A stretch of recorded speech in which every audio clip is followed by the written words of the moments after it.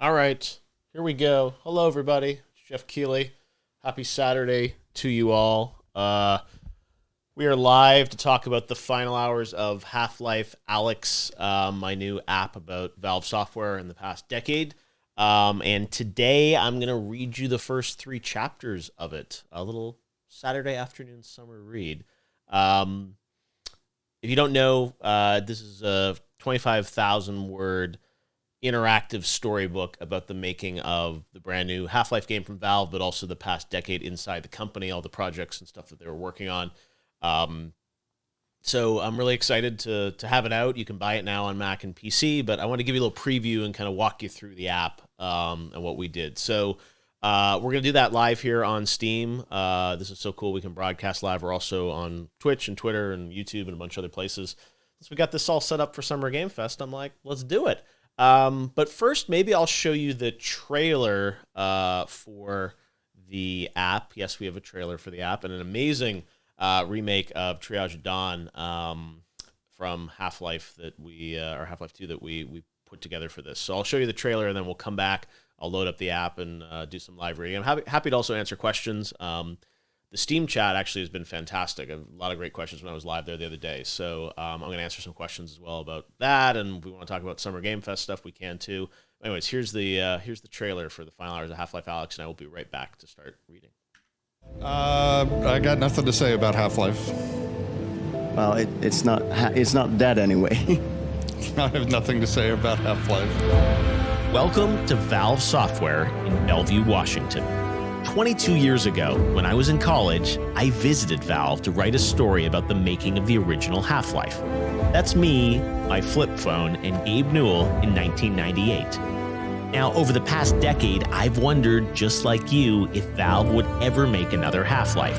Well, 13 years after Episode 2, I'm back inside Valve to tell you the story of just how it happened. This is the behind-the-scenes tale of how a passionate team banded together, despite the obstacles, to build something we all worried might never come to pass: the next great Half-Life game.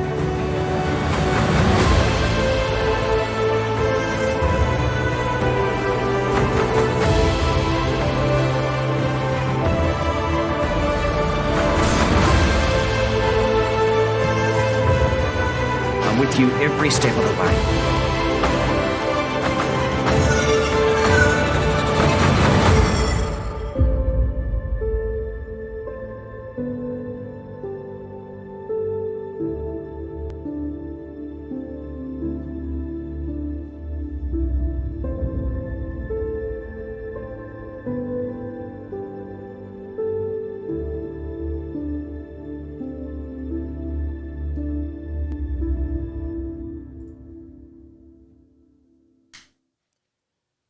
All right, we're back. So yeah, I'm gonna answer some questions, I guess, about the app. But first of all, maybe I'll just do my live reading since I promised it to you guys. It's already 10 minutes past the hour.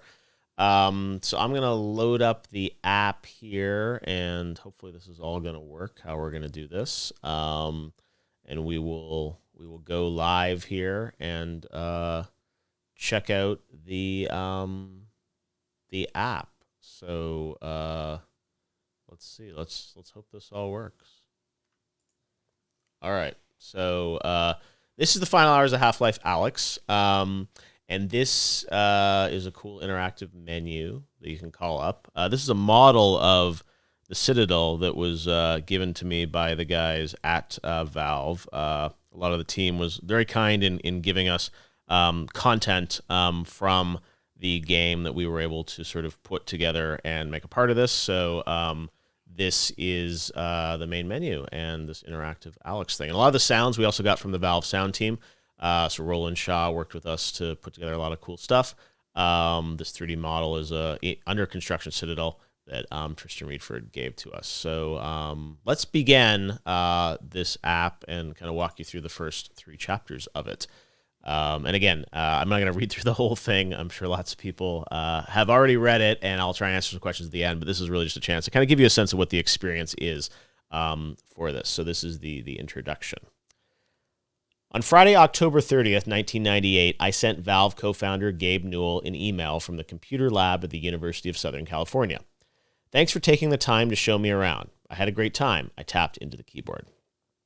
That's a photo of me and Gabe in 1998 when I was in his office. This was right about when they were going to ship the original Half-Life, and I had gone up there to hang out with Gabe. One of the first times I had like a big sushi lunch in my life, I remember, and I was like nervous about how good I was with chopsticks. And Gabe and I went to have like sushi for lunch and went back in his office. And this was in Kirkland, where Valve originally was, their first office in Kirkland, Washington, not in Bellevue. And I was in college, so I think I took the day off from school and went up with my trusty tape recorder you can see there and my flip phone. And spent a day at Valve as they were about to ship the original Half-Life, which was kind of crazy. So I was emailing him, thanking him for that visit. Anyways, continuing on. I'm not quite sure why I saved that email or why I kept 5 different alpha and beta discs from the original Half-Life. I showed those the other day on the stream. I still have them. Don't worry. They are archived, and one day we will find the right way to show all that to the world. Maybe I'll build a museum or something. Who knows? Anyway, sensing Valve software was up to something special, I spent the next few months of my sophomore year writing the final hours of Half-Life, a behind-the-scenes look at the making of that game. Now, over the past 22 years, I've chronicled the evolution of Valve with stories about the making of Half-Life 2, which I did in other final hours, and Portal 2 in 2011. The Portal 2 one, if you haven't read it, it's available on Steam today as well. You can check that out. Now, 9 years later, we return to Valve for the final hours of Half-Life Alyx. This story details the past decade inside the company and the decision to return to Half-Life, a franchise that seemed lost to the ages. I think we'd all agree with that.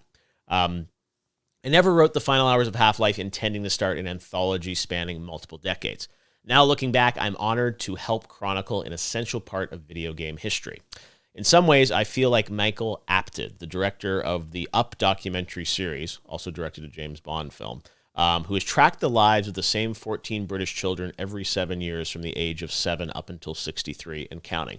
And if you haven't seen this documentary series, it's fascinating. He does it, I think, now with the BBC, but look it up on like Wikipedia or something up. It's an amazing story, and it's literally a bunch of kids that he started interviewing when they were 7 years old, and now they're 63. It's spanned, 50 years. And it's really interesting to see like where people's lives go, right? And I think it's always fascinated me about people's stories and how lives ebb and flow. And there are a couple of them like refused to be interviewed in some of the shows and then came back. And it's just, anyways, an amazing documentary series. That's an aside. Valve is a different place than the scrappy startup I visited in 1997, which is absolutely true. Back then, I sat on the floor of Gabe's office as he and his wife assembled Half-Life manuals and dreamed of winning Game of the Month from PC Gamer. Today, Valve is one of the game industry's most powerful companies, but certainly not its most prolific or understood. The company's self-professed no-hierarchy organizational structure has led to inefficiencies and periods of creative drought, which we've all felt, I think, as fans. But ultimately, you can't argue with the result. Half-Life Alyx is a shining example of what Valve does at its best. With every final hours, I try to make use of new technologies to bring you closer to the game and the people behind it. Special thanks to David Clark, our incredible Unity software developer, and Chuck Kerr, our talented designer, for helping bring my vision for this Steam app to life. I can't thank these guys enough. This really was sort of a 3-person team that built this entire project over the past, really 6 months. And it was not the easiest with everything going on with the pandemic, and there are lots of aspects of this app that we wanted to do some more photos with the Valve team. There were some more video elements and things we wanted to do, but unfortunately everyone at Valve kind of disbanded to home. So these guys, though, worked from home and supported me. David, amazing developer that worked on Ori and the Blind Forest, and really brought this whole vision to life. I met with him. He lives over in the United Kingdom, and I met with him in earlier this year when I was in London. I wrote a lot of this in London and Paris earlier this year when I was there for a few weeks, and met with David back then, and we came up with our vision for kind of creating this interactive magazine format, and we used Unity to bring it all to life. And Chuck is an incredible art director and designer who has worked at Variety, right, or works right now in Entertainment Weekly, where I actually used to write reviews of video games way back in the day. and he helped sort of bring this vision to life. So again, thanks to those guys for kind of creating what I hope if you've checked out this app, you feel it's pretty impressive about, just how it all feels. And I come from a writing background. I know everyone just wants to watch YouTube videos now and listen to podcasts, but I really wanted to preserve the written word and tell you a story, but in a new format with a lot of cool 3D and technology around it. So I hope you guys agree that it was something new and different. And if you haven't seen it yet, I'm going to show it to you right now. Where did I leave off? Oh yeah, thanking Chuck and David. And actually, this is cool. This is the actual email that I sent to Gabe. I've archived a lot of the discs of games I've received over the years. Not just Half-Life. I have a lot of games from 20 or 30 years that I actually store and archive. And one day I'll probably open up some of those archives and share those with people. But I actually started as a beta tester for Sierra Online games back in the day when I was a kid. I was 12 or 13 years old. Actually, I probably have those discs. Hold on. I'm going to show you the first game beta of a game I ever got when I was a kid. Let me go find it. Hold on.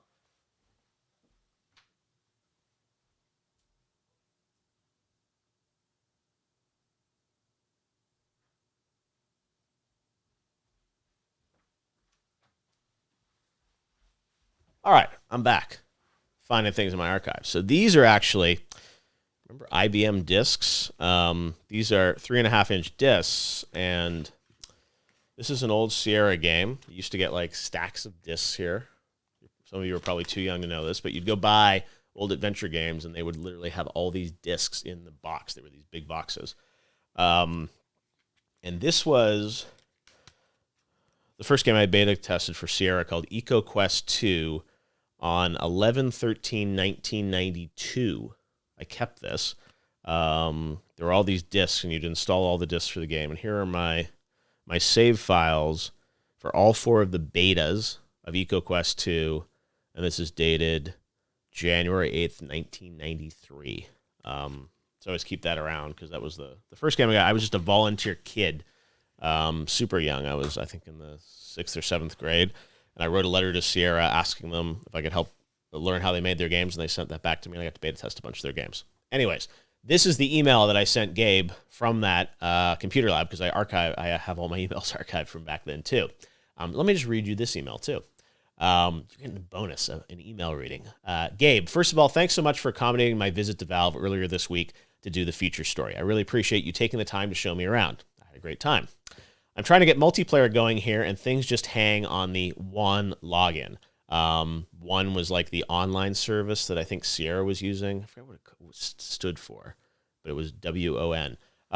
Well, they don't just hang, but it sits there for 15 seconds on the gray screen and then just goes back to the game menu. Quick start doesn't work. Any ideas? Question mark. I'd love to get a multiplayer in with some of you guys. Get a multiplayer in. Isn't that so funny? That's what I said back in the day. I'd love to get a multiplayer in with some of you guys this weekend. Anyways, I know you're really busy finishing things up, so this is a low priority. Don't worry. Thanks again, and talk to you soon. If you want to call me or have someone call me to get rolling, my home number is blank. And by the way, the air duct in the meat locker room during day one is still way too hard to jump into. I had this same problem with the OEM. And the OEM version, I think that OEM was a version that came like with a graphics card. It might have been like a 3DFX card or something. You got the day one demo with, I don't know if it was 3DFX or something. It's so frustrating. It makes me stop playing the game. And look, I'm even using emojis as a young kid in 1998. Frown. Thanks, Geoff. And I actually have tons of other emails with Gabe and the team from back in the day. Again, that's all archived, and one day I'll share more of that stuff. But anyways, back to our app. Telling this story would not have been possible without the unwavering trust of everyone at Valve. Early on in the project, Greg Coomer, Robin Walker, and Casey Boyle walked me into a team meeting and told everyone to be open and honest about everything: team dynamics, canceled projects, and the overall creative process. For months, I walked around the office and interviewed the team in an unstructured and unsupervised way. One of the things a lot of people ask me about this app is, well, how did you get all this access? Why was Valve willing to tell you everything? Obviously, I have a long relationship with not just Gabe, but a lot of the folks at Valve who I've known for decades. And I can't tell you how much it means to me that they just trusted me to come in and observe things. for a very long period of time. I was there a lot and literally just kind of walked in every morning and said hello to everyone, and I just kind of talked to everyone directly, and it was a tremendous amount of trust is needed for these final hours stories, and that's why I do so few of them, because it's kind of there's a trust on both sides that I'm going to get a great story out of it, and then the game team feels like I'm going to kind of properly represent their work and be honest about things. And to Valve's credit, like I fund these projects all myself, so this isn't a Valve project at all. I guess they benefit from the same 30% that anything on Steam gives to Valve. But yeah, it's really just my own thing, and Valve just says, hey, how can we help you? How can we support you? And same thing with like what I researched and wrote and everything. They said to everyone, hey, talk about whatever you want to talk about. And often employees would say to me, like, I'm allowed to talk about that? Really? Wow. And we went through everything, and to Valve's credit, they didn't ask me to remove anything about any game that, I kind of chose how I wanted to write about things and what I did and didn't want to write about. And what's great about Valve is they're just fully trusting of that. I fact checked some things with them, but generally, like, all the things I wanted to talk about, they were like, cool. You can play these old builds, you can talk about things and find the story you want. So very rare and special company. Thanks to Gabe, Eric Johnson, Doug Lombardi, Jake Rodkin, Roland Shaw, Greg, Robin, Casey, and everyone at Valve for being so open with me and your customers. And thanks to my friends and family for their patience. I oversubscribed myself by taking on this project, but Valve's return to Half-Life is something I simply couldn't turn down. I wish I could do more of these final hours. I just get so busy with other projects and things. It's hard. I haven't done the final hours, I think, in 5 years. And this one was, at one point, this game was going to come out, I think, in November last year, and it's challenging to do anything kind of in the later half of the year because I have the Game Awards, and that's a massive project that I'm spending a lot of time on right now. And these final hours are they're personal projects to me. I do all the interviews personally. I transcribe them myself just because I literally can't even trust a company to transcribe stuff because things are so secretive. And I write all of them myself. And again, I worked with David and Chuck on this, but this is not ghostwritten by anyone. I don't have a team of people doing this. It's really something I write myself. And this one I really wrote, as I said, a lot sort of through the early parts of the quarantine and a lot in Europe when I was there in February. I spent a couple weeks over there working on this, and then came back and in quarantine finished writing it. Anyways, Valve's return to Half-Life is something I simply couldn't turn down, and that's the thing. I've always been waiting to do another one of these about Valve. For a while, I was worried there wasn't going to be another one to do. So the fact that they were doing this game made me feel like this was the right time. It's been a long time since we've done one, and I'm honored that we got to do it. And I hope that no matter what, this story inspires you to see how, after a decade, it is possible to return to something you love and make it even better. I think there's such a great story in this that Valve did return to Half-Life, did the highest rated Half-Life game that they've ever done. And I think that's amazing because there definitely was a lot of trepidation about how do you live up to the memories in our mind's eye, right? We look at things through sort of rose-colored glasses, to use an old Fitzgerald term of just sort of thinking of, things in... You remember games sometimes better in your mind than the reality of it, right? And for those of us that have played games for a long time, I go back and play like old adventure games, other things, I'm like, wow, really? Like, you remember them being so much more beautiful and rich than they really were. And that's the thing, is Half-Life grows in our memory, I think, over the years. So the fact that Valve came back to it and made this such an incredible game is exciting. And I hope this is something that, even if you don't have virtual reality, you can still be a part of this experience and kind of see a little bit of the game and understand it. Because as we say in the app, I think only 1% of Steam customers have VR right now. But it's still an amazing story, and I hope it leads to a lot more from Valve. And this is a photo of me on location earlier this year at Valve. Ollie Moss took a bunch of these photos in this app. Some of them are taken by me, but he took a lot. And we also, our friends at Edge Magazine gave us a bunch of photos.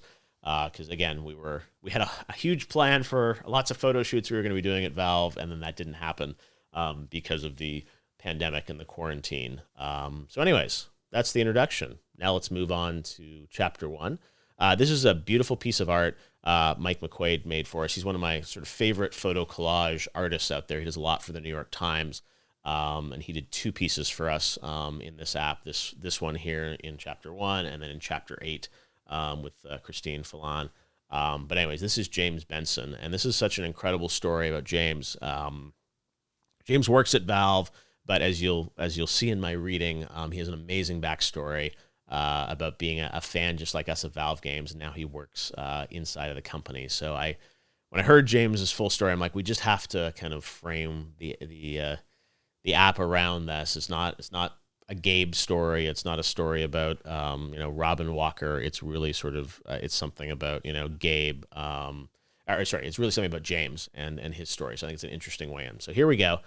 Chapter 1, and Chapter 1's name is The Gift for Burning. I'll talk a little bit about why I called it The Gift for Burning and this amazing poet that Adrienne Rich that sort of inspired me through a lot of these months. Some of her work really was exciting to me and helped frame things up. So Chapter 1, The Gift for Burning.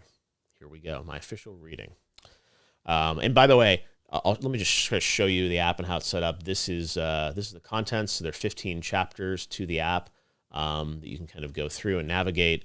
And then this is kind of our general nav. There's sort of an about screen here where you can kind of see all this great stuff. Oh look, there's MetroCop popping around. We got to use a lot of the 3D models from the actual game, which is really kind of fun and unique. Populated throughout the app. And then this is a 3D tour of Valve that I'll show you later, but we photo scanned the entire 14th floor of Valve, which is kind of amazing, and I can't believe we actually got the chance to do that. But it was really, really exciting that we got to show you inside of Valve. There's actually like a first-person mode where you can like walk around Valve, believe it or not. So that's something that you can check out in the app and explore all the offices and see. And maybe we'll do that at the end. We'll kind of go through that. So anyways, let's start with Chapter 1. And it's a long story, as I think you guys know, 25,000 words. So it takes many hours to read through, but let's do the first 3 chapters. Here we go. Story time with Geoff. I should get some water. I do have some water. Hold on, let me take a chug of water before we begin our reading. And I'll do some questions at the end, too. Here we go. And even though, it's like I've read this so many times, it's new to me every time. Here we go. When he was 9 years old in 1998, James J. Benson would close his eyes and imagine the immersive thrill of playing a specific video game. Growing up the son of a divorced primary school teacher and a Royal Air Force navigator on an AWACS aircraft, Benson most of the time lived at his mum's house in Southport, England, with nary a computer in sight. But every other weekend, Jay visited Dad and Dad's PC on the RAF Waddington base. On most Saturdays, Benson and his dad went fishing or took a bike ride around the shed. But if Jay, or Jazzman as his dad called him, was being really honest, well, all he wanted to do was boot up his pop's PC and stand inside his dream, a video game named Half-Life. Since he could only sneak in a couple of hours of gameplay every other weekend, it took young Benson over 6 months to maneuver his way out of the Black Mesa Research Facility, meet the G-Man, and finished Half-Life. And that was only after carefully copying in his saved game files not to erase his dad's. Back in the day, as you can tell, you had to sort of copy your files in, and you didn't have multiple, login IDs or anything. To Jay Benson and to millions of gamers around the world, playing Half-Life with its alchemic blend of genre-defining narrative, intense combat, and vibrant ambiance was a formative experience. Half-Life has cascaded through gaming and popular culture for more than 2 decades. Some people play and appreciate video games from a distance, treating them as no more than an escapist hobby. Jay Benson, it turns out, is not one of those people. Even in the years after Half-Life's release, Benson couldn't stop thinking about the game's most resonant moments, which tumbled through his mind like lucid dreams. And there is Jay at the office. This is actually, as you'll see in a minute, his Half-Life CD that he keeps at his desk at Valve. When he flunked out spoiler, I guess, Jay works at Valve. Getting ahead of myself in the story. When he flunked out of university at age 17 and started serving baked beans to old ladies at a local cafe, Benson sat in the break room, closed his eyes, and started daydreaming once again. This time, he set an audacious personal goal. In 3 years, he told himself, he was going to get a job working at Valve, one of the most venerated game developers in the world. There was just one problem, however, or perhaps many.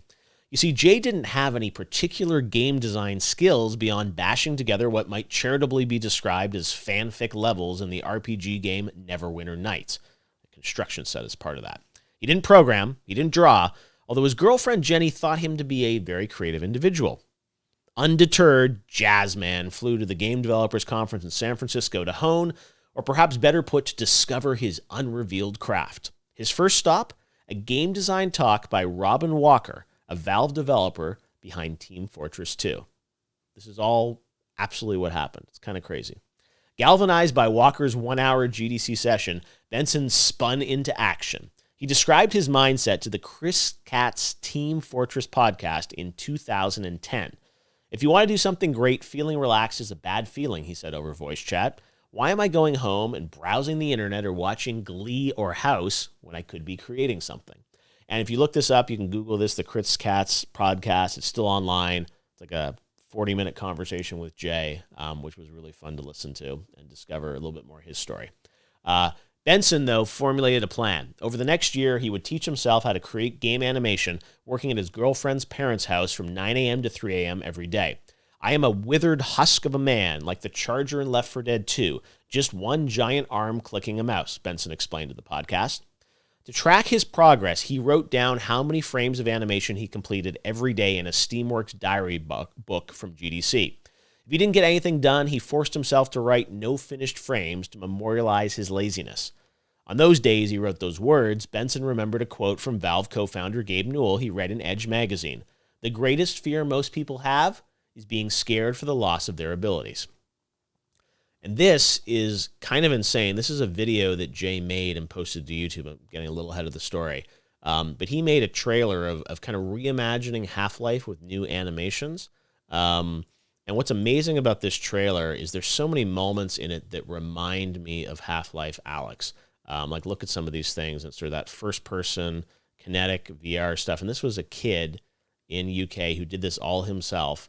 As this Half-Life trailer. This got millions of views on YouTube. And again, you can watch it on YouTube now, and just like such fun stuff that he did this all by himself as a kid in the UK auditioning to get a job at a game company.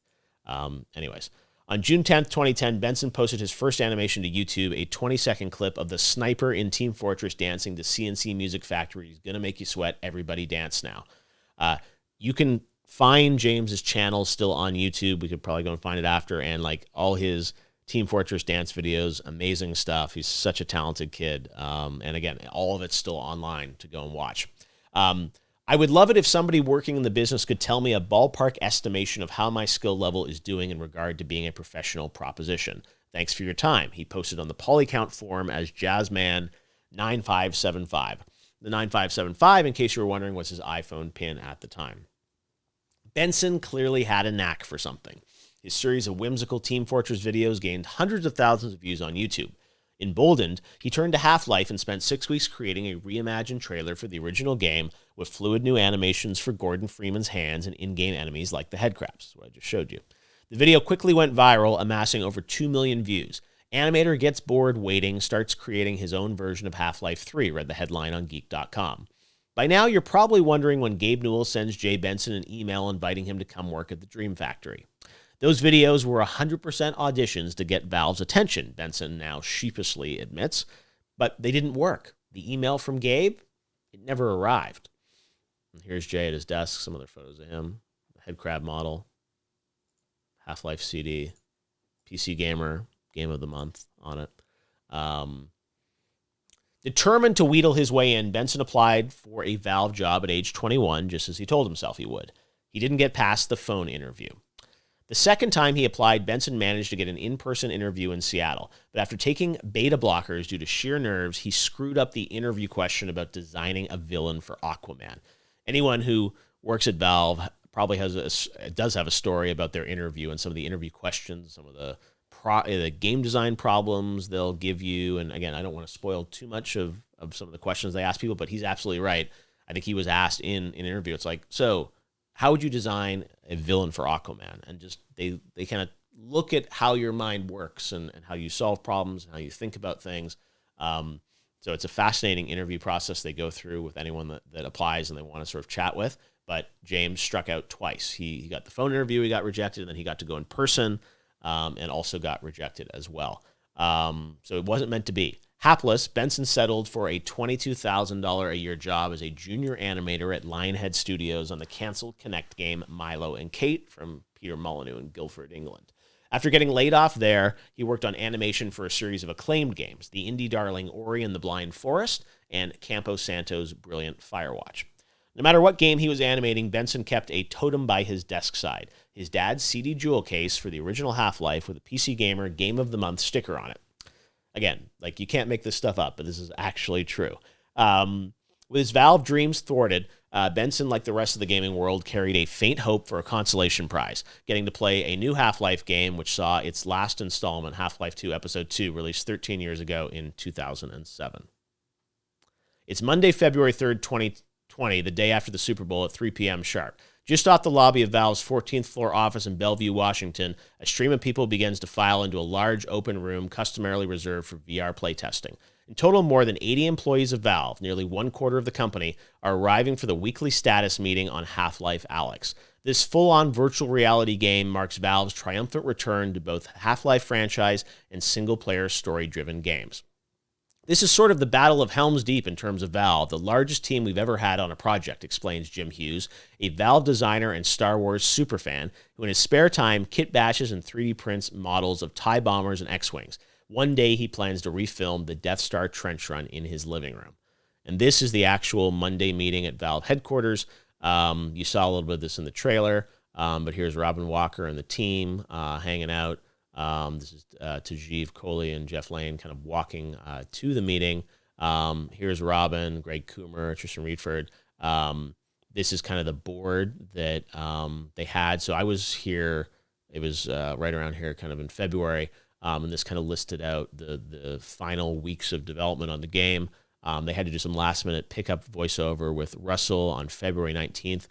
Reese Darby, the voice of Russell, I think he was on vacation or something, so they had to wait for that. And you can sort of see as they were finalizing things, they had a couple weeks at the end of February for Serious Bugs, and then Showstoppers Only, which was kind of in March. And March 20th was the date they had to finalize the game, and then it came out the next, I think March 23rd was the date that it actually came out. So they did an incredible job keeping to the schedule, and as you'll read, the pandemic kind of shut them down in March.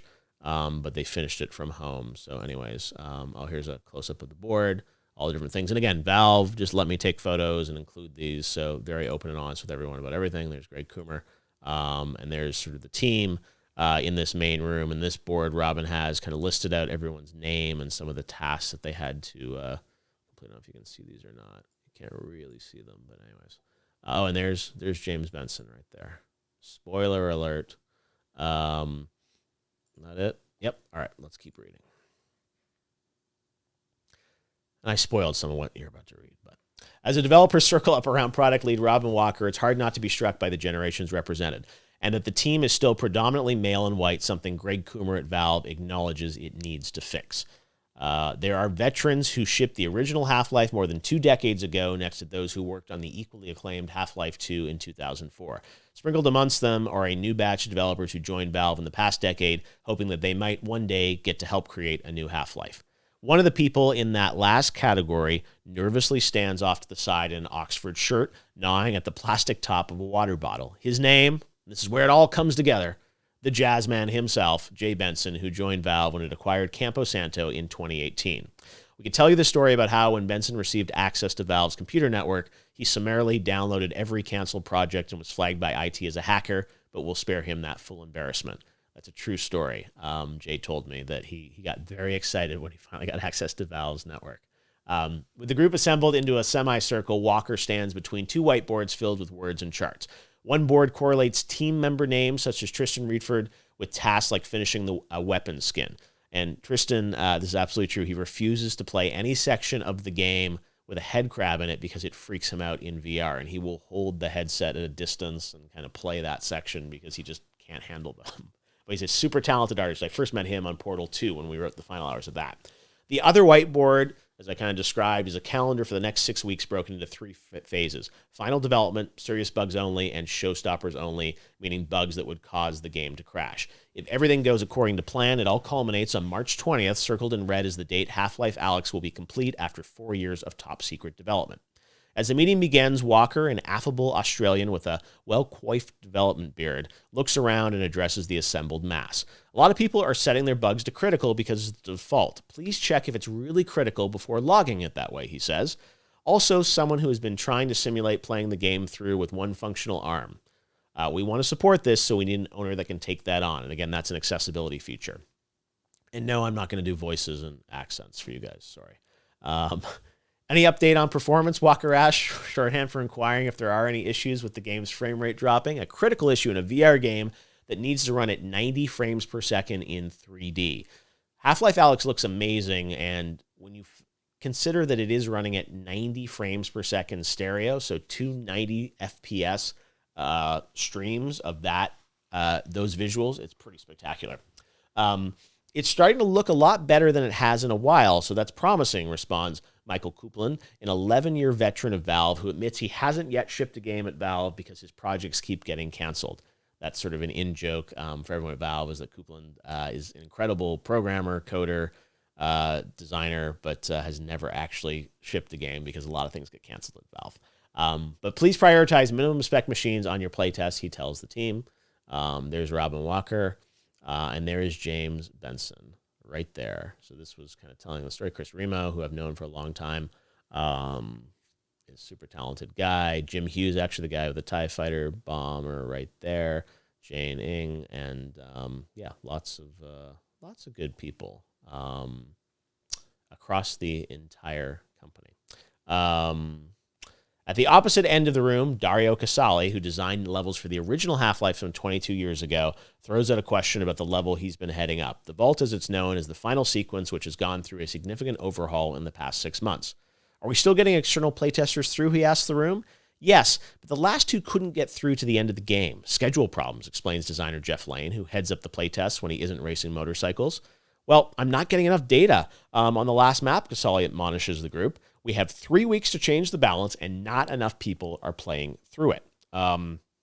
We talk about the Vault, the end of the game, significantly.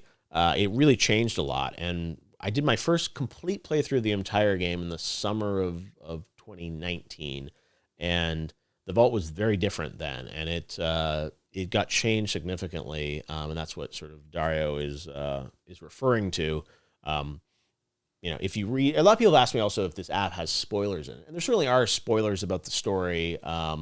We don't go in depth about every element of the story, but we talk about some plot points that didn't fit in, and we talk definitely sort of about the resolution of it. So, I imagine by now you've probably, if you're watching this, you've played the game or watched YouTube videos or things like that around it. But anyways, back to our story. Finally, Walker turns to his right. He looks to Benson, probably not even realizing he inspired him to get into game development a decade ago. Jay, how are the gameplay videos coming along? Benson, tasked with editing a series of 3 gameplay videos for YouTube, opens his eyes wide, lifts his chin, and cracks a smile. Oh, quite well, he says. The Subway survival horror video is watchable now, and I'd love some feedback from you guys. To some, Half-Life Alyx represents nothing more than an ambitious, bordering on absurd virtual reality experiment for a limited audience. After all, just 1% of Steam customers own a VR headset. But to those who know Valve best, Alyx serves as a much bigger inflection point for one of the video game industry's most revered studios. Often seen as mysterious, impenetrable, and downright unpredictable, Valve's traditional game output has dramatically decreased, or rather downright stopped, over the past decade. Flush with billions of dollars in revenues from Steam, Valve's industry-leading PC distribution service, some wondered if Valve was impervious to its clamoring fan base and resigned to let Half-Life live on only in our memories. Half-Life Alyx proves otherwise. We get that there's this public perception that everyone who worked on Half-Life left and that Valve doesn't know how to make these games anymore, explains Phil Coe, a veteran Valve-level designer. Part of what motivated us on this project was to show everyone what this place is still capable of creating. As it turns out, Valve has been creating over the past decade, with little of that work publicly exposed. Half-Life Alyx, for instance, represents at least Valve's 6th attempt to do something new with Half-Life since Half-Life 2 Episode 2 ended in 2007 with the illusory promise of Half-Life 2 Episode 3, which we're all still waiting for. Valve is in the unique position of having what poet Adrian Rich phrased the gift for burning. And this is an aside, but I don't know if you're familiar with Adrian Rich. She's an incredible poet, feminist poet,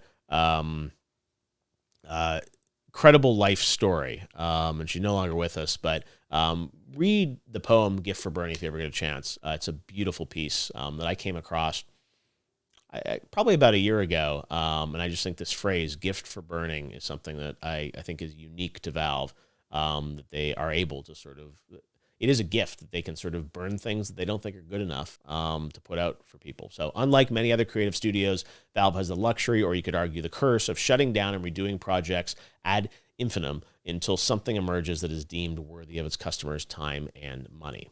Now, for the first time, Valve opens up about the past decade behind closed doors. From canceled projects, the struggles to create a new game engine, Source 2, and a bet the company push into hardware and virtual reality, shipping Half-Life Alyx is the bright end of a decade-long season filled with the highest of highs and the lowest of lows. This chapter at one point I was going to call the bright end of nowhere, but then I changed it to the gift for burning. It's a little final hours of the final hours for you. A lot of people came to Valve because of what they thought it represented, and it hasn't always been that place for the past decade. Walker openly admits to me one afternoon. For those of us who were here in our first decade, we knew Valve could still be that. Some of this project was about trying to give the people who joined Valve in the second decade that experience we felt in the first. I thought that was a really interesting way Robin put it. Walker pauses for a minute and closes his eyes as if to remember the indescribable yet magical feeling that comes with shipping a genre-defining game. It is perhaps the exact feeling that young, impressionable Jay Benson picked up on when he heard Walker's talk back in the 2010 Game Developers Conference. Oh my God, it's a head crab. It's a jump scare. Yeah, we did that. Just fun. We wanted to do some fun, like little 3D things and, take this to sort of another level. So it was fun to program that in, and it's the actual model. And, again, it looks like a regular kind of web page, and then we love kind of throwing in some 3D fun like that. So hope we didn't scare anybody, but it was effective. Anyways, Walker then continues speaking in a way that suggests, like any good programmer, he's found a more efficient way to express his thoughts. I guess you could say this is the story of how we fixed Valve. And I think that's really one of the most important points of this story is that, yes, it's about Half-Life Alyx and just a VR game, but why I wanted to write this is I really think that Valve was broken in a way, and a lot of things going on, a lot of interpersonal things, a lot of company things, a lot of things going on, and we lost Valve for a while in terms of making really awesome story-driven single-player games. And Robin and Greg Coomer and a number of other folks, I think, really wanted to get Valve back to that place, and it wasn't easy. So this is a story about Alyx, but it really is a look at the past decade of Valve and some of the challenges they faced and where I think they are now, which is in a really good place. So that's the end of Chapter 1, and now we move on to Chapter 2. These are really cool. We worked with Jake Rotkin at Valve to bring this to life and actually take scenes from the Source engine and bring them into our app. Now this is video based. It's not fully 3D, but it's a really cool concept that you can kind of scroll through. You see the vault there, you see City 17, and this is actually captured custom in the game for this app, which is tons of fun. So this is chapter 2 of 3, Polygons and Presence. My Apple Watch is telling me I need to stand because I haven't stood all hour, but you can cheat your Apple Watch if you don't know. You can just go like this, but I'm not going to do that. All right, Chapter 2, Polygons and Presence. It's almost 3 o'clock. Oh, my God. This is long. I did a full reading. I wonder how long this will probably be all day. Let me take a swig of water. Chapter 2, Polygons and Presence. Growing up in a town of 800 people in Australia, Robin Walker vividly remembers one daily 90-minute block of time from his childhood. It was the hour and a half between school ending and his parents picking him up to go back to their house, which they built for themselves in the Australian woods. One day during that time gap, Robin met a young boy named John Cook in the schoolyard. They quickly became friends, as did their dads, who would play guitar together some nights at Robin's house. Cook and Walker, however, were precocious kids more interested in computers than music. Robin even convinced his parents to buy him a BBC microcomputer. There was, however, a hitch. You couldn't buy any of the games in Australia. If you wanted to play something well, you had to code it on your own. Before long, Walker and Cook were programming rudimentary games in high school. Those skills came in handy at RMIT University in Melbourne, where Cook, known as Joji online, and Walker, Bro, shared a dorm room near the men's bathroom that had a prominent no dumping sign on the door. More interested in games than textbooks, Bro and Joji. There you can see actually Robin Walker and John Cook at university in Australia. Both eventually dropped out of college. Walker soon put his coding skills to use as a programmer for remote power stations in Australia and its island state, Tasmania. That paid the bills, but Walker's real interest in the mid-90s was, not surprisingly, video games. A particular favorite, Duke Nukem 3D, which added fun weapons like pipe bombs and trip mines to the familiar first-person shooter gameplay of Doom and Quake. Inspired by Duke 3D, Cook, Walker, and a third friend, Ian Scuba Keighley, programmed a modification for Quake called Team Fortress. It added 9 classes of heroes to the game, including a scout, sniper, demo man, medic, and heavy weapons guy. Once they uploaded it online, the internet and Valve took notice of their creation, called Quake Team Fortress. Cook and Walker moved to Seattle, joined Valve, and went on to create a modification or mod for Half-Life, similar to what they did for Quake. Team Fortress Classic hit the internet in 1999, and its sequel, Team Fortress 2, arrived in 2007 with a bright, Pixar-like cartoony look unlike anything else on the market. Team Fortress's class-based gameplay won over legions of fans, but it was equally memorable for its online marketplace, where customers crafted hats and items to sell online. One enterprising fan even created Robin Walkers, team-colored animal slippers that appear as stylized robin heads worn with woolen socks to commemorate one of the game's creators. Not wooden socks. And there's Robin at his desk at Valve with a nice number one dad drawing from his daughter. Very sweet. Walker, like many other early developers at Valve, came out of the hobbyist mod scene that sprung up around id Software's Doom and Quake. It was easy for Valve to hire community developers because Half-Life's core technology is a licensed version of id's game engine. For Half-Life 2, Valve branched off from Quake with its own source engine, which gave developers new lighting, physics, rendering, and animation tools. Yet as Valve entered its second decade in 2006, the company realized its core source game technology was starting to show signs of age. To continue pushing the gaming medium forward, Valve needed to invest in building a whole new set of tools and technology. Source 2 engine. Blocks, wedges, cylinders, spikes. No matter what you want to create, these shapes are the building blocks for constructive solid geometry, the method a designer uses to build levels for a source engine game like Half-Life 2. A mathematical theory named binary space partitioning, or BSP trees, which was actually first developed by the military. If you want to look it up, it's fascinating stuff. Orders the depth of these geometric objects in a world, thus creating the illusion of a 3D space inside your monitor. And this is something that John Carmack and id Software really pioneered. Carmack is the guy that figured out this idea of BSP trees as a way to render a 3D environment. And that's why, if you remember the game Doom, the impact that had on the industry. Some of you may be too young to remember that, but it was so amazing to see like real-time 3D inside your computer, which again is so common now, but that was in 1993 when that came out. Remember that date, December 10th, 1993. It was revolutionary. This method of design works fine if you want to create a linear corridor or, say, an office building. But if your game design calls for something outdoors, such as a forest of trees or anything organic, brick-like constructive solid geometry is a particular restrictive creative palette. In Half-Life 2, the walls and floors and ceilings were built with BSP trees, but then we had props we jammed into the levels, explains Jay Stelly, the project lead of Half-Life 2, who is one of Valve's most senior technical programmers. Our engineers figured out how to link it all together with lighting and collision, so it worked in Half-Life 2, but we knew we needed to branch off of that process. There's some concept art of Half-Life 2 Episode 3. This is stuff I think that's been on the internet. But anyways. That desire came to a head in 2008 during the development of Half-Life 2 Episode 3, which was in the early stages of production. The development team was struggling to find ways to innovate with the gameplay, especially within the confines of the source engine. As more and more of the Episode 3 team moved on to helping ship Left 4 Dead and its sequel a year later, programmers like Stelly saw a window of opportunity to build a new game engine for when Valve returned to Half-Life. For Source 2, we wanted to create a polygon soup, Stelly explains. What does a polygon soup mean? Well, instead of building levels with a preset group of Legos, like constructive solid geometry, Source 2 would allow designers to construct levels with the freedom of a paintbrush.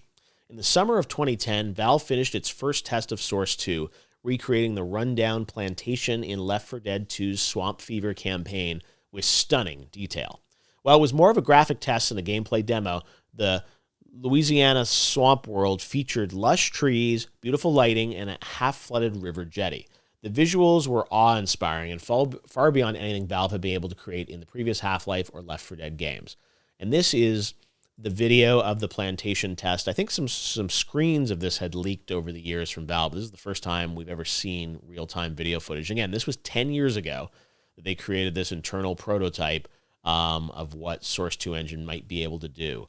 And again, never released. This game never came out. This was more of just a test of what Left 4 Dead might look like in the Source 2 engine. So the Valve guy said, hey, we've never put this out, but people know it exists. Let's show it for the first time in Final Hours. So that's one of the cool videos that they gave us. And again, there are a ton of prototypes throughout the entire book. Everyone at Valve knew the investment in a new game engine was the right long-term approach. No one, however, expected the shift to trigger a dramatic slowdown in game production. Before it flirted with Source 2, Valve shipped a new game every year to customers between 2005 and 2011, ranging from Half-Life to Left 4 Dead to Portal. Games like Team Fortress 2 and Counter-Strike Go were updated continuously, and the MOBA strategy game Dota 2 was in production, but Valve's traditional games suddenly stopped after the release of Alien Swarm in 2010, which for a brief period was themed around Half-Life, and Portal 2 in 2011.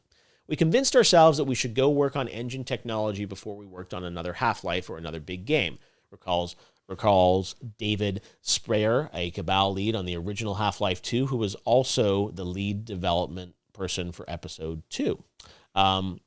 Sprayer, who rock climbs in his spare time, left 300 days a year of sun in Boulder, Colorado to come to the rainy confines of Seattle for Valve. In retrospect, I wish we would have figured out a way to keep building games and make a new game engine in the background, but that didn't happen. The ambition of building a brand new game engine was no small task, but it paled in comparison to some of the other bets Valve was about to make. If a series of high-quality, solid single and multiplayer games defined Valve's first decade, much grander ambitions fueled the second. Emboldened by the runaway success of its Steam platform, which charges most third-party developers a 30% royalty to distribute games on their service, Valve co-founder Gabe Newell began to have an even more ambitious dream for the next decade of Valve. We're frustrated by the lack of innovation in the computer hardware space, so we're jumping in, read a job listing on Valve's website in 2012. The innocuous posting was a rather bold proclamation that Valve had ambitions to do much more than build video games. The way Gabe Newell saw it, a company like Nintendo delivered genre-defining games like Super Mario 64 because it oversaw the full experience, not only the software, but also the game hardware. Shigeru Miyamoto wasn't just designing games, he was building the console and the game at the same time, and that delicate pas de deux is what makes Nintendo games genuinely magical. It's sort of that dance between the hardware and the software, and that elegant sort of combination is really what allows Nintendo to do things that are so special and unique. We wanted to build more core competencies at Valve, said Greg Coomer, one of the company's first employees, a brilliant graphic designer who served as one of the face models for Gordon Freeman in the original Half-Life. We had proven we were great at single-player, semi-narrative first-person shooters. Our new competency was Steam, which allowed us to deliver quicker updates to our customers. To us, making hardware was the natural next step in the service of making our existing customers happier. Valve's hardware ambitions began with a console-like controller for PC players to interact with games on their TVs and Steam machines, a failed attempt to create a Linux-based gaming computer. Valve sort of had done that because they were worried that Microsoft was going to lock Steam basically out of Windows, and that was sort of something that obviously would have been a big problem for Valve's business. So they were like, maybe we need to build our own computer. Didn't work out so well. Newell, however, was far from parochial in his view of Valve's hardware ambition or opportunity. He set his sights on forward investing Valve's Steam profits in something even more speculative, wearable computing. In the spring of 2012, Valve made its interest public. Writing on the Valve blog, programmer Michael Abrish, who is no longer at Valve, announced he was beginning to explore experiments with wearable computing. Hesitant to say Valve would ever ship such a product, Abrash invoked mention of Neil Stephenson's metaverse in Snow Crash and said he was starting to explore augmented reality, or Terminator vision, as he described it, as the next frontier in computing. And this is some of the first prototypes of Valve's VR headset that are on display at the office. Soon, what was a skunkworks R&D project turned into a whole floor of R&D at Valve, headed up by an inventor and computer chip designer named Jerry Ellsworth. You can follow her on Twitter. She's doing some really cool AR stuff still. Tens of millions of dollars would be invested in Valve's hardware lab to experiment not only with augmented reality, but also the potential of virtual reality headsets. In October 2012, the New York Times said Valve's pivot into hardware was perhaps an absurdly ambitious, some say foolish, enterprise. As Valve's hardware ambitions ramped up down in Irvine, California, a young inventor named Palmer Luckey was starting a hardware lab of his own in his parents' garage, mind you, as a Kickstarter for Oculus Rift, a virtual reality headset. Newell popped up in the Oculus Rift Kickstarter video in August 2012 and strongly encouraged fans to help back the $250K required for the headset, which promised gamers the ability to transport themselves to a different place. Valve had initially placed its bet on augmented reality, but by 2013, Newell had a change of heart, laid off a good portion of the hardware team, and did a quick pivot to virtual reality. So again, Valve's hardware lab was looking a little bit more into augmented reality, and then they kind of got rid of everybody and said, hey, we're going to pivot to VR. That's going to be our focus. And then that leads to this, The Room. I actually played this back at Valve, and I guess it was 2013 or so. And this was, as you can see here, is described. This is a room that sort of had like QR codes all around it. And these are called fiducials. And as you can see here, Valve's real innovation was they created presence in virtual reality. And by that, it meant that you could walk around in the environment. So you'd walk into this room, and they actually recreated the room in VR, and you would be able to like walk over to the light and touch the light. And it was this amazing one-to-one mapping. And Oculus Rift would allow you to look around, but you couldn't really move in and out of the space. And this presence technology that Valve did using a camera on the headset that would track, called inside-out tracking, was really revolutionary. And again, it's common now in VR, but Valve were the first people in the world to do that and figure that out, which is pretty amazing. The Room, located inside Valve's headquarters at the Skyline Tower in Bellevue, was a name for a particular office set up to showcase Valve's cutting-edge VR technology. With a series of black and white QR-like codes printed on the wall called fiducials, Valve's VR tech had something Oculus's didn't: presence. Oculus Rift's headset was more like an immersive window to peer into another world. Valve's system used cameras on the headset and the fiducials on the wall to track a player's movements through space. The result? Players in Valve's prototype VR weren't just looking around in another world, they were walking inside of it like on Star Trek's holodeck. Revealing the technology at Steam Dev Days in 2014, Michael Abrash said the idea of presence in VR could tip the balance of the entire entertainment industry towards computer entertainment. Valve, it seemed clear, was about to refashion itself as much more than a game developer. And I think that's such an important point, that Valve was now doing things that were going to impact the larger entertainment industry. The Vive and what Valve did with VR has had such huge impacts across many different fields, not just games. I think that's pretty spectacular that the company has grown into that. All right, Chapter 3, The Wilderness. And this is a chapter that we'll talk a little bit more about kind of where Valve was with a lot of canceled projects over the years. And that's one thing that I know a lot of you wanted to hear about, was not just Alyx, but kind of what has Valve been up to for the past decade. And I think initially Valve was not sure how much they wanted to get into this stuff, but over time it became clear that this actually would be okay to kind of be open and share with customers some of the things that they were working on and what really happened. So they were completely honest and shared everything with me about all the projects and what was canceled, and I was able to play some prototypes of things and ask questions about everything. So that was really cool that they were willing to share that with all of us and kind of explain what they were doing. All right, let me take another sip of water. Let's do Chapter 3. To understand just where Valve's game development teams have been over the past decade, you first need to understand just how the company operates. As Valve said in its publicly available handbook for new employees, first released in 2012, working at the company is a fearless adventure in knowing what to do when no one's there telling you what to do. Or as the website puts it, Valve is boss-free since 1996. And you can read the new employee handbook. There's a PDF of it that is out there. I think it might even be on Valve's website. Since no one person holds plenary power, the act of making a game becomes an exercise in building natural momentum around a project. At Valve, the coin of the realm is your desk. All desks are on wheels and roll in and out of development rooms on a moment's notice. At Valve, a decision or mandate rarely comes rumbling down through the ranks. As Michael Abrash said in a 2012 blog, there are things that Gabe badly wants the company to do that aren't happening because no one has signed up to do them. And again, this is really how Valve works. Gabe does not have a weekly status meeting where he's asking for updates on all these projects. People just kind of do what they want to do, and you have to convince other people to come on your projects. And it's not like you're assigned now to Left 4 Dead or you're assigned to Half-Life. You just sort of figure it out, which again is there's kind of good and bad aspects of that, but that's how Valve really works. That lack of hierarchy can sometimes take a while to accept, and it's far from perfect since certain employees naturally exert more influence due to their seniority or relationships. There still are, senior people at Valve that have more sway. There still are kind of, groups and cliques and like natural group dynamics are still a part of this. So it's not perfect by any means, but it's better, I think, than the other options out there, and certainly the sort of traditional command and control hierarchy that a lot of companies still operate under. I helped my friend plan her wedding on the way to the wedding, explains Valve engineer Jeff Linebaum, who also plays trumpet in the Emerald City Jazz Orchestra. I always made the first decision that could be overwritten. Here are two options. This is the one I'm picking. You can either agree or disagree. And that's like such a life thing, right? Of like, there's some people like, where do you want to go to dinner? And it's like, you don't know, but it's like, just pick something and see how someone reacts. But it's so many, it's just like, it's such a thing to think about. And that's how Valve sort of works. You're not given directive. You're not saying like, do you want to work on Left 4 Dead or Half-Life? You're like, come up with something new. Do what are you most interested in doing? Take your pick.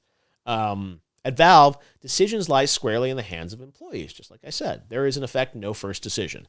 I sometimes wish we had a bit more of that first decision here, but the advantage is that we get to end up doing some crazy shit, Linebaum admits with a laugh. There's a illustration by Tim O'Brien of Gabe Newell. Oh, Gaben. Look at that beard. Isn't that so beautifully illustrated? Everyone uses our photo of Gabe from Portal 2 Final Hours. Now this is beautiful photo of Gabe. All right. Or illustration of Gabe. As far back as 2013, hives of Valve developers began experimenting with potential game ideas built on the in-development Source 2 game engine. Some were games fans would expect. Others were not, such as Valve's first role-playing game. Originally conceived as a new intellectual property, Valve's role-playing game, yes, called RPG, was inspired by titles like Monster Hunter, Dark Souls, and even The Elder Scrolls. People wanted to make an RPG game modularly in public, like shipping smaller parts of an experience over time and add features, explains to Geoff Keighley, a developer who joined Valve to work on Portal 2. He worked on the paint in Portal 2, and I told the story of his student project in the final hours of Portal 2. And he also briefly worked on the RPG project, although he wasn't on it that long. RPG never really left the conceptual stage. At one point, the team experimented with flipping it into a single-player Dota RPG starring Axe the Grunt in the Army of the Red Mist. And this was also going to have some co-op components to it. There was a lot of kind of experimentation because Valve was looking to maybe do some sort of story-driven single-player Dota games. And RPG kind of started as an original intellectual property, then became a Dota thing, and then ultimately died out. Other potential Source 2 projects were more familiar, like an exploration of a new Left 4 Dead game. In 2013, a team of nearly 30 developers dreamed of an open-world Left 4 Dead 3. The game, with a story set in Morocco, would have featured hundreds of zombies. But it wasn't long until the team discovered the Source 2 engine was nowhere near ready to take on such an ambitious project. Every other playtest, pieces of your base would go missing and zombies would float in, remembers Don Holden, a programmer at Valve. Beyond RPG and Left 4 Dead, there was another Source 2 project headed up by Dave Speyer. Sitting in a conference room at Valve, Speyer just begins to talk about the genesis of that project, which began in 2013 in broad general terms. We were working on this single-player game that would use proceduralism in concert with crafted experience to create something played in an open-ended way, he says. Robin Walker, who's sitting in the room, overhears Dave and begins to chuckle. Dave, what was the name of your team again? He asked with a smirk on his face. Did your project have a name in its title? This was a fun moment that I remember from working on this because they never wanted to say Half-Life 3. And it was like, they even wanted me to like turn off my tape recorder when we started talking about this almost, because it was just like so sensitive that they were going to admit that they had done this. But anyways, Speyer lets out a breath, shakes his head, and looks directly at Walker, realizing what he's finally about to say. Yes, that project was called Half-Life 3.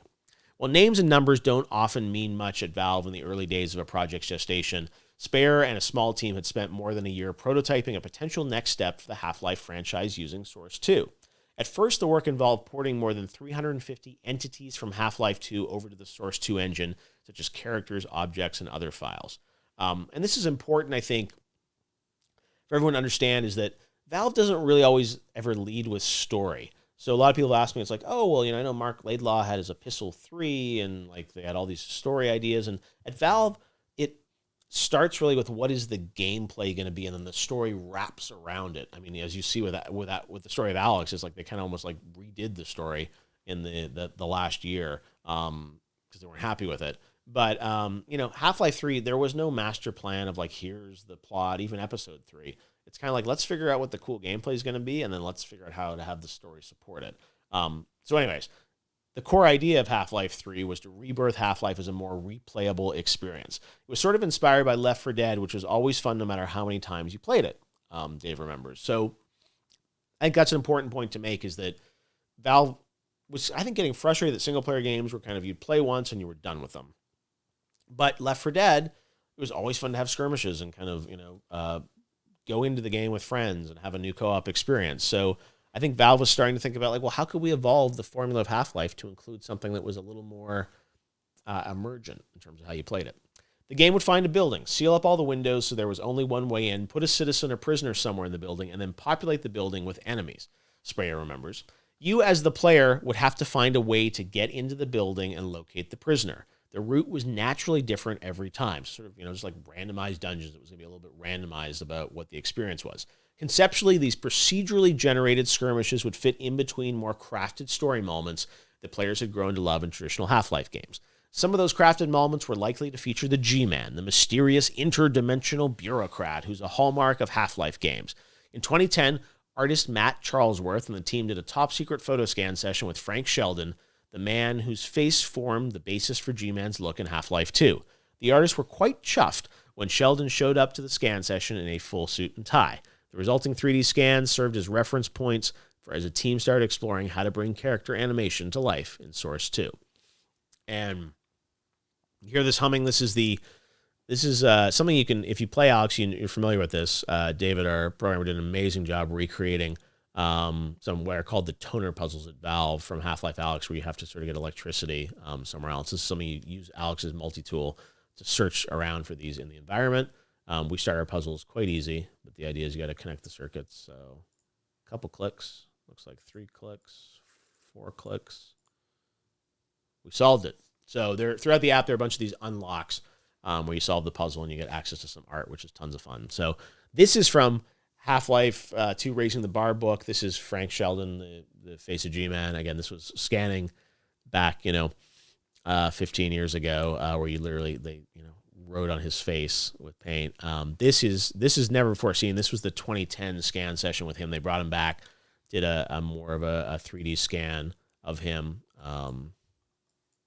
G-Man, right? Can you see it right there? Gordon Freeman. And then this is him in his suit for the scan session. Miss Vance. And then this is actually one of the 3D models that they based the scan session on. This was very early stuff that Matt Charlesworth did. It's not what they actually used for Half-Life Alyx, but they were experimenting with a G-Man in Source 2.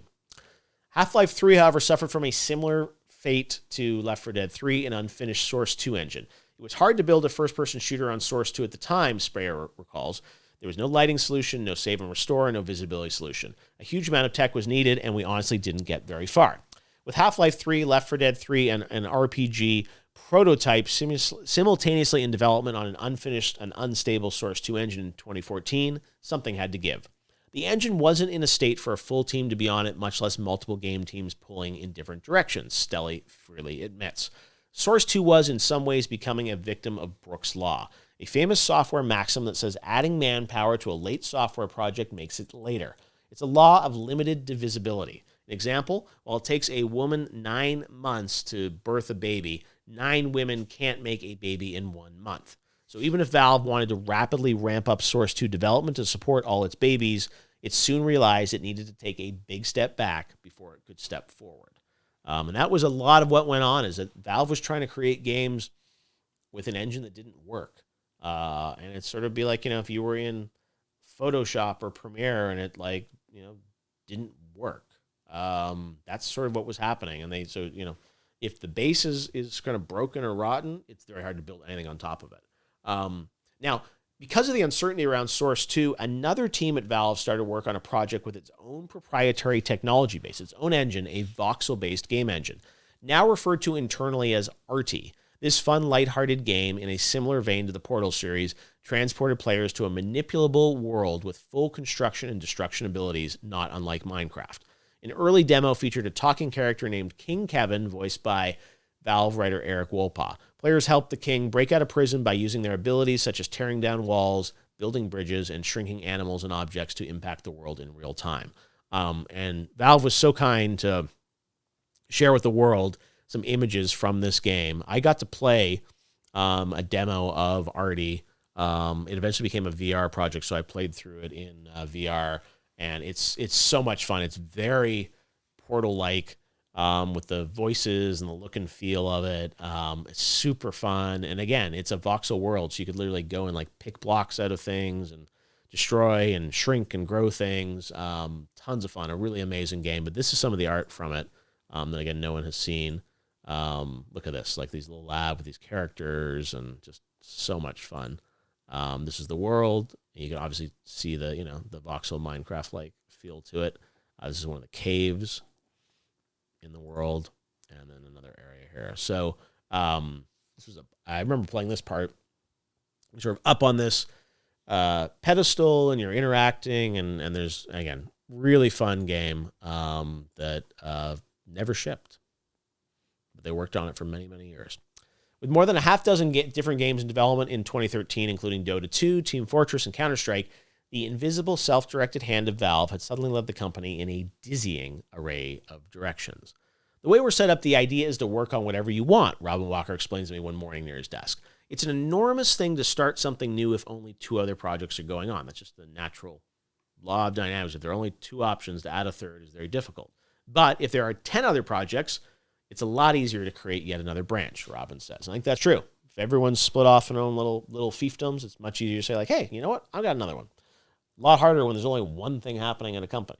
To borrow a term from aviation, Valve is at risk of falling into an unrecoverable flat spin, driven by too many projects and an unstable Source 2 engine. Valve's diluted focus became a recipe for frustration bordering on disaster. The company entered a season of discontent so disruptive that Walker refers to it by a singular name, the wilderness.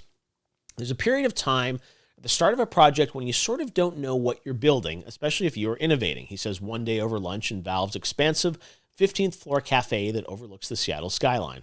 I mean, if you know everything about your game at the start, you must have played something like that before. I think that was a really perceptive quote on the part of Robin, is that when you're trying to innovate, you can't say, oh, this game is like Doom, but with the character progression of Skyrim or something like that. You kind of can't describe it. Like Portal, how do you describe that? It's just something new and different, and some games sort of have to find their way if they're really, truly trying to be innovative and different. Here's a fun script from Arty, the project I just showed you. Jay Pinkerton and Eric Wolpaw put this up with King Kevin, and again, I'll let you read through this, but it's a fun little script that they gave us that was unfinished. So there are parts of it here where I think, he says something where it's like a bunch of gobbledygook. So it's like Kevin heard, and he says ASD, FASF. That's just them kind of saying, we don't have a joke for that yet, but we'll eventually figure it out. All right. At the time, more than a half dozen teams were trying to innovate within the limits of a fractured and unstable game engine that couldn't rapidly prototype ideas. The result? Everyone on a team was closing their eyes and imagining a different vision for each project, Walker remembers. When that happens, you are in the quote-unquote wilderness, and you only exit it when everyone closes their eyes and imagines similar things. I think ultimately game development is a continuum of this, he concludes. With multiple projects stuck in the wilderness, Valve found itself pulled across numerous dimensions. We sort of spread ourselves too thin technologically, and then we got spread too thin game-wise, admits Michael Coupland, the guy who hadn't shipped a game at Valve in 11 years. By the end of 2014, Valve hadn't shipped a single-player experience in 3 years. While there were plenty of games in various stages of design, there were no signs of one being ready to release to customers anytime soon.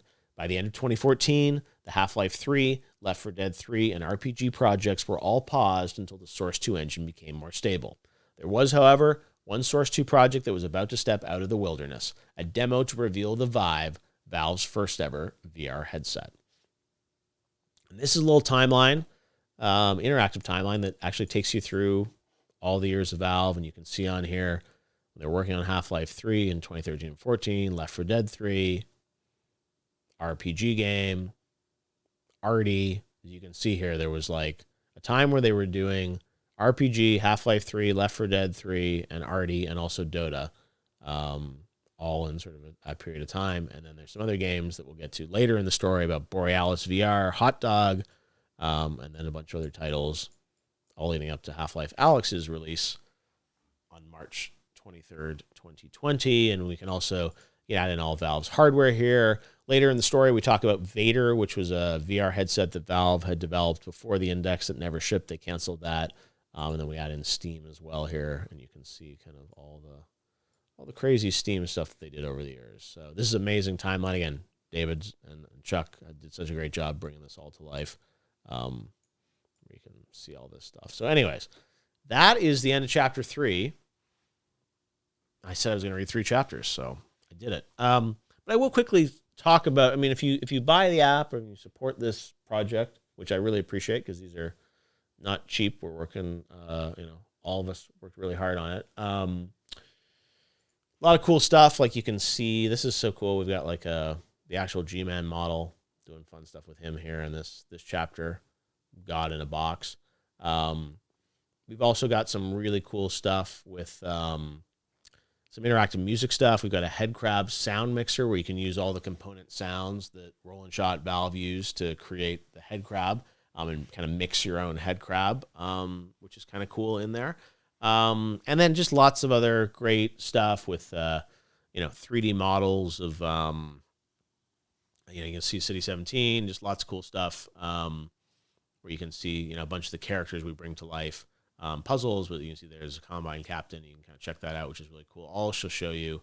Really proud of this. We did a cool thing with the Alyx's hands that you can see here in the app.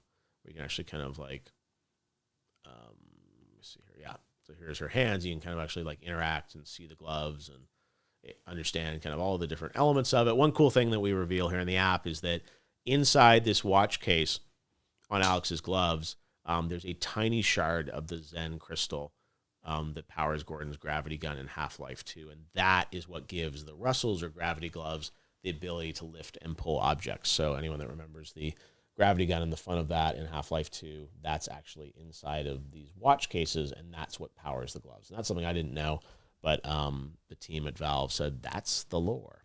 So that's the app. I don't want to spoil too much of it. Hopefully you guys will download it and check it out and read it. I appreciate all the support. Not the not the easiest thing to put together, but we're really proud of it. And then the other thing which is really neat is this 3D tour of Valve, work with this company named Matterport, to allow people to navigate around Floor 14 where they built Half-Life Alyx. And what's amazing about this is you can literally scroll around here, see the office. This is the lobby of Valve right here. And this is where they built Half-Life Alyx. Kind of insane that right off the lobby, like this is the elevator right here. You get out, you come in the lobby, and then like little do people know on the other side of the lobby was like for 4 years, this is where they made Half-Life Alyx. So you can This is amazing, the technology. We just scanned all this, and you can see a top-down view of the office, but you can also kind of jump in and pan around. There's the Dota, the Valve. You can jump back here, see all this craziness. You can go into this room. You can see their Game Awards. I promise I didn't tell them to put them here, but they've got their 2 Game Award statues there. And lots of fun drawings on the whiteboards. But one thing that is so amazing in this is you can actually jump into a first-person mode and walk around Valve. And this is kind of experimental. It's not perfect, but we found a way to basically like let people look around. And again, this is the hallway here. You can see a little bit of Combine influence to the architecture in the room. And this is something where you can just go in, and these are all the desks, and these are where everyone worked on Half-Life Alyx. This is Christine Fallan's desk. You can go down here. I know everyone's desk because I spent so much time here. This is Jay Benson's desk. And just to prove that this is real, there's Jay Benson's Half-Life CD at his desk. He moved it from his speaker here, but to over here. And this is lots of cool stuff. There's some concept stuff of In the Valley of Gods, which we were announced at the Game Awards, which was put on hold last year. So lots of fun stuff, and I'm sure there's probably things on these whiteboards that people are analyzing online. Robin Walker's desk is right down here. There's the number one dad piece of art that his daughter gave him. You can see a better version if you go to the panorama. And you actually see right there, it says Robin Walker on the card. Anyway, so it's really fun that we were able to kind of take you inside of Valve, and this is how they develop games at Valve. And, if you ever aspire to one day work at Valve, this is where you'd be working. And I think it's so cool that they gave us the opportunity to kind of show this to you guys. So that is kind of the first 3 chapters of Half-Life Alyx. Love this title screen. I could just stay on this forever. And let me come back to me so we can chat more about all things Half-Life Alyx. So if you guys have any questions, I know we've already been live for a while, but I'm happy to answer a couple questions on Steam here and see what you guys think. So yeah, I'm going to go to the Steam chat. That's where I'll be, and I'll answer some questions about the app for a little bit. So drop your questions, and I'm not going to be able to read through all the chat messages, but let's see what everyone has to say. I've spent hours walking through the office and reading everything on the whiteboards, Valet said. Yeah, we figured you guys would do that. That's why we had to, there are things, our team worked very hard to blur things for a while to make sure that there was nothing that shouldn't be there. So hopefully we did a good enough job, but I'm sure if there was something, I think people already found Valve's public Wi-Fi password or something. So please ask Gabe to release pictures of the Vader prototype. Yeah, I don't know. I mean, we didn't include Vader stuff. It's potential. I mean, I think, they may use that design in the future. One of the things that we often don't do in these apps is sometimes show things that Valve may use in the future and other products. Like when I did the Portal 2 app, one of the reasons we didn't include f-stop, which was a feature of that, is because Valve might use that in the future. So that's something to think about. How long did it take me to put this together? It was probably about 6 months of work. I mean, I've been doing other things. I've got this Summer Game Fest thing going on, but our team really worked for kind of, I would say, probably 4 to 6 months to put it all together. And I was obviously visited Valve many times over the years and was up there for a couple of weeks earlier this year before the pandemic, working with everyone. So that I was there, in February was the last time I was really at Valve was in February. Early February, believe it or not. I was supposed to go up again for the actual final hours in March, but that was all done work from home.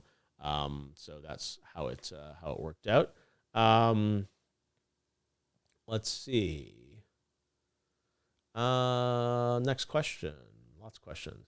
Did I get the chance to play the Borealis VR game? I did not play that. That was not in a state where there really was like a prototype demo that I saw or knew about. So some of these games were were so early that there wasn't, really versions to play. I'll probably post this up on YouTube later. Someone's asking about a light mode. We've looked into it. It's the way we develop the app. It's a little challenging to just without having to literally redo the entire app. We've talked about maybe the idea of inverting the text and things like that because we want to be as accessible as possible. So it is something we're looking into. I don't know how realistic it is that we're going to be able to do that. But I think we've talked about maybe a way of inverting the text or something for people. So a few people have mentioned that, and it's definitely something I'd like to be able to support. We've also talked about, is there a way to, have me do an audio reading of it, like an audiobook or something. So there are a bunch of different options that we're pursuing. If it does kind of well enough that we can kind of afford to keep going with it, I think we definitely want to try and add more features and stuff like that to it. So we hope that will happen. Glad you enjoyed it. Does Valve have any other big scope VR projects in the works currently? Not that I know of. Certainly nothing on the scale of Alyx, right? Which was, a huge percentage of the company working on it. There's always the possibility that something new will come along, but I think Alyx was, a massive VR project, and there's certainly nothing of that scale that I know of that Valve is working on right now. Is everything about doing a video doc? Yeah, we had talked about doing some podcast stuff and longer video pieces. Unfortunately, with the pandemic and the development of the game and everything, we just didn't be able to get that. I would love to do a real final hours video documentary at some point. We haven't been able to make that happen yet, but on my roadmap of things to do in my life, I would like to do a really big video documentary. It's also harder to do video documentary pieces because it's more invasive to sort of have cameras and lights and everything around versus just me observing things. So it's harder to sometimes get the full story because these developers are working extremely hard on their games and development of their games. So it sometimes becomes a challenge to sort of interrupt them or disruptive. Any news about the beta versions of Half-Life you have? People ask me about that. I am not going to release those unless Valve allows me to. It's just like all the other ROMs and betas of games. I'm not going to post those for people to check out. So if Gabe and Valve says, let's get them out there to the world, maybe we'll talk about it. But otherwise, I think I'll have them archived, and maybe there'll be some way at some point we'll be able to let people check stuff out. But it's not my content to share with people, honestly. And I wouldn't feel right just sort of putting things out there. Yes, I did play the RD VR version, and that was really fun. I did get to play that game. Do you know if Gabe works on projects at Valve, or is he just a CEO and leads the company? Gabe, I think, picks kind of the things that he wants to focus on. He wasn't really that involved in Alyx. He was aware of it and stuff, but those teams are self-directed. I think he's more interested in a lot of the VR stuff right now and hardware and brain-computer interfaces and other things like that. But yeah, he really, I don't think even he really reviewed Alyx. He just sort of let them do what they wanted to do with it. And if the team was interested in making it happen, I think he was supportive of the idea of them building that product, but I don't think it certainly wasn't involved day to day. Geoff, considering all this information being released about Valve's previous products, what does it tell us about their future products? Good question. I don't know. I think what's good is that Source 2 is in a stable state where they can make more games now. So part of Half-Life Alyx was getting things like the animation system and other systems in Source 2 working to a level that they could produce other games. So I think it means that they can do more now. Will they do single-player games? Will they do multiplayer games? Will they do VR stuff? I think that's sort of an unknown. Based on where they are now, I think there's a lot of momentum around trying to do another big project. But how many years that'll take, who knows? I don't think it's imminent that there's anything coming out anytime immediately. But I think there's definitely momentum to do something big. So will that be Half-Life 3? Will that be something else? Will it be another Left 4 Dead? I don't know. I don't think Valve really knows. And again, they don't plan out their product slate or portfolio. They try a bunch of things, see how it goes. And, this year especially is difficult with the pandemic and everyone's still working from home. Things are a lot slower, so it may take longer than we think for the next project to come out. Did Valve ask me to remove things? That's a good question. No, not really. I fact checked things with Valve. They actually, to their credit, actually wanted to add things to it. They looked at, I showed them a version of it last week or whatever, before it came out, and they were like, "Oh, we actually want to add the script from Artie, and we have some other art we want you to include." So, we removed things off some of the whiteboards in the VR tour just because there was stuff that was personal and like people's family photos and things like that. So like that kind of stuff, I actually wanted them to give us guidance on things to remove from that. But no, there was nothing where they're like, "Why are you talking about Half-Life 3? We don't want to talk about that," or anything like that. They really honestly trusted me. So we made a couple small factual things and added a few things to it. But yeah, in terms of deletions or removals, no, there was nothing really that, to their credit, like it wasn't like, "We think you got this wrong," or, there was like factual stuff. Like I think I said Christine Falan was 4'11" and she was actually 5'2" and things like that. So there's sort of like factual things that I fact checked with them just to make sure I was right. But no, they were really supportive, and it's special that they trusted me to do something. And no, they were like, "Wow, this is more positive than we thought it was going to be," I think. Because it's like they were prepared to sort of, be aware of the concern around like what they were doing for all these years. So no, I really respect that and honor that they let me sort of do the work that I want to do around this app. And some people ask like, "Oh, is this, did Valve pay you to do it or whatever?" It's like, no, this is really like my own thing that I put together, and Valve supports it and, allows me to do it, which is great. But Final Hours have always kind of been that way. They've always been independent. These are not like, company sanctioned project. They're sanctioned, but they're not sort of marketing efforts on the part of the companies. What were my impressions of Half-Life Alyx when I played it for the first time? I was blown away. That inspired me to want to do this story, right? Because when I first talked to Robin about it, I was like, VR it's a small market. And I was wondering like what the addressable audience would be. And I think as I got into it, I'm like, no, this is a story about more than just Half-Life Alyx. It's a story about Valve and where the company is going and where it's been. So I was very impressed though with Alyx. I mean, it was the fidelity of it, the visuals were great, and even like some of the early prototypes that we show in the app of Shooter, which was the version of kind of a Half-Life VR thing that was going to be in the lab. Even that was like super fun. Let's see. Do you think I can tell you something about the development of Half-Life Alyx that wasn't included in the app? Sure, I'm trying to think what I could tell you. I'm just trying to think of things that I put a lot in the app. Yeah, what did we not talk about? That's a good question. I gotta come back to you on that. I'm trying to think like what we not talk about that was in the app. I mean, there was some stuff. There's some art we didn't include. There's a lot of stuff that like, they gave me so much stuff we actually didn't include it all.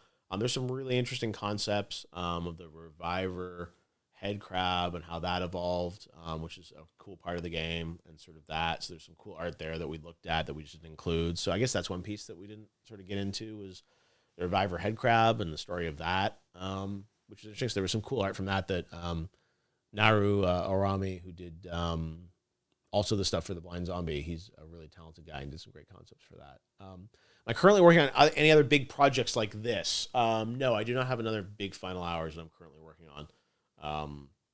It'll probably be a while, honestly, until the next one. I got to find the right game and the right project. Let's see.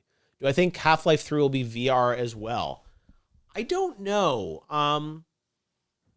My hunch is no. I don't think they'd ever do Half-Life 3 as a VR game. If they do Half-Life 3, I think it'll be a game that you can just play on a regular computer or console. But I don't know, maybe there'll be a VR mode, or maybe there'll be another VR thing in Half-Life. But I don't think they would ever do Half-Life 3 only as a VR game. Let's see. Wasn't you going to work on the first hours of Half-Life 2 at one point? Oh, that's a good question. Yeah, I was. Originally, for Half-Life 2, I was going to do something called the first hours of Half-Life 2, which is going to tie to the announcement of the game. And I went up to Valve. I did reporting on that. We started to write it, and then Gabe called me and said, actually, we're not going to announce the game this year anymore. It wasn't good enough. So it was going to be announced around E3 at 2000, I don't know what year it was, 2002 or 3 maybe or something. And yeah, Gabe said that we're not ready, so then I didn't do it, and I just held all that reporting for what ended up being the final hours later. But yes, we were going to do the first hours of Half-Life 2 back in the day. That's you've done your research. Yes, I don't worry about disc rot. We're all good with those betas, guys. Can we expect a VR game section at the next Game Awards? Yeah, we have a best VR game category, or best immersive reality category. We've had it for a couple years. I think Beat Saber won it last year. I think what won the year before. But yeah, we always have that. So we'll have a VR category for sure. I mean, Alyx will be eligible in all categories, right? In addition to the VR. So it'll be interesting to see how it does, because it's like, I think at a caliber of it certainly being able to be nominated for a bunch of the genres and craft categories and Game of the Year, but it's VR only. So it'll be hard to compete probably against a TLU or Cyberpunk or whatever, but we'll see. Was Alyx developed on Source 2? Yes, it was.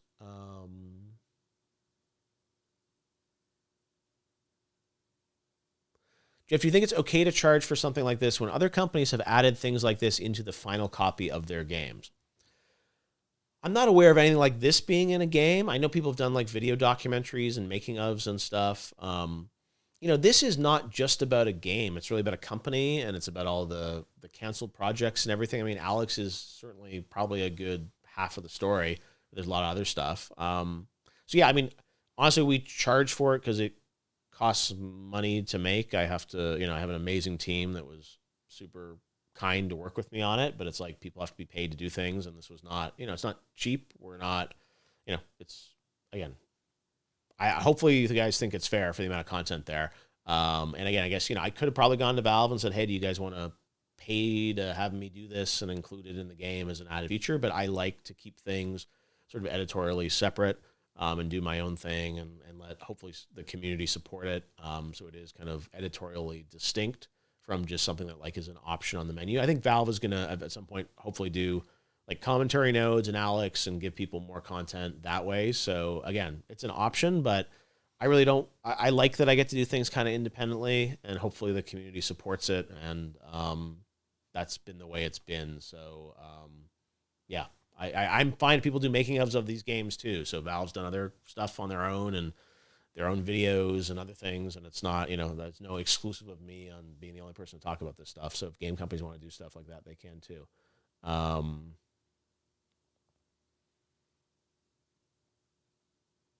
Some of the people who left Valve stayed there for years with no games being released. Those people had to come to the office every day and do what? ? Laidlaw and Bailey, for example. People worked on projects. I mean, Mark worked on Borealis VR, which is his project. And also a lot of people worked on things like Dota and Counter-Strike. And those are the games that, Valve has a lot of big games. And like even the writers, they were working on Dota. And like, it's funny, people say like Valve didn't do anything, but it's like Valve has Dota, which is one of the biggest MOBAs in the world. Counter-Strike, which is one of the biggest games for esports, continues to be. There are a lot of titles that Valve still works on. So those guys kind of helped out on those. And they're not necessarily always doing new projects, but there were always games happening at Valve. It wasn't like they were sitting around surfing the internet all day. Have I played any of the fan maps for Half-Life Alyx? I haven't. I want to. I've been so busy shipping this game, I haven't had a chance to do it, but I definitely want to check out some of them. Can you tell Valve to hurry the F up with the index, please? I imagine that's because indexes are hard to come by and out of stock. I mean, it's difficult this year with the pandemic and production of anything. So let's see. No, I need to play workshop maps.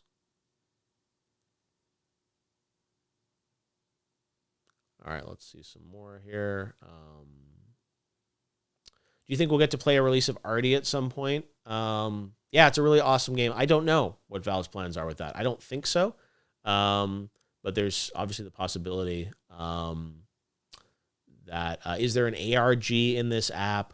No, there's no like ARG or tease of Half-Life 3 that I know of. I don't think so. All right, a couple more questions. Again, there's so many questions coming through. What do I do after the story? I don't know. I have Summer Game Fest going on right now. You can check out summergamefest.com. I have Gamescom opening night live coming up, which we're working really hard on, and then we're in the middle of working on all things Game Awards, which will be coming up later this year as well. So I kind of have turned my attention fully to those projects now, and will for the rest of the year. The Game Awards takes a good 5 or 6 months of my year to work on, so I will not have another final hour soon, but hopefully more. I'd like to do a podcast at some point too. I've been developing some concepts there. I don't know what that will probably be next year at this point, just because my bandwidth gets limited. But what's that? Will I release a mobile version of this app? We've talked about it potentially. We have to figure out kind of what that looks like. We have to kind of hopefully make our money back on this version, and then we can look to other things. Valve said they were working on 3 titles. There's no such thing in the timeline, something to spoil us. We talk about it in the text, what those 3 games were. There was a game called SimTrek. There was Arty turned into a VR project, and then Alyx. SimTrek and Arty ceased development, so really all that was left was Alyx, and that's the answer to that story. So that's what happened.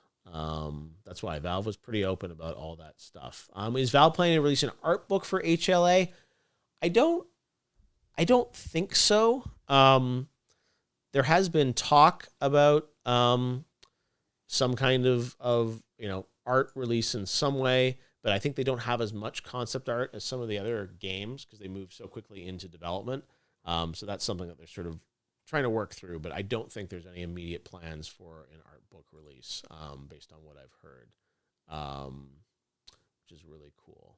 All right, guys. Well, I got to bounce. Thanks for joining my live reading of the Final Hours of Half-Life Alyx. If you haven't bought it, check it out. It's available now on Steam for Mac and PC. The Mac version was delayed a day, but it is now available as well. So you can check those out, which is really fun. And we will, I don't know, maybe I'll come back and do another live stream. Maybe I'll bring some guys from Valve, or I don't know. We'll figure it out. But we got lots more going on. I got my Summer Game Fest thing going on, so if you guys want to check that out, I will be live with more Summer Game Fest stuff tomorrow. Ubisoft has their event, and there'll be more coming up. So thanks for tuning in. This was a long stream, almost 2 hours, but great to chat with everyone. I got to go get some more water, work on some other things. But thanks for tuning in, guys. We'll see you on the next one, or see you at Summer Game Fest. Check it out, summergamefest.com. I will be live again tomorrow with the Ubisoft event. But for now, thanks for watching, guys. Thanks for supporting the Final Hours, and we will see you soon, hopefully. Take care.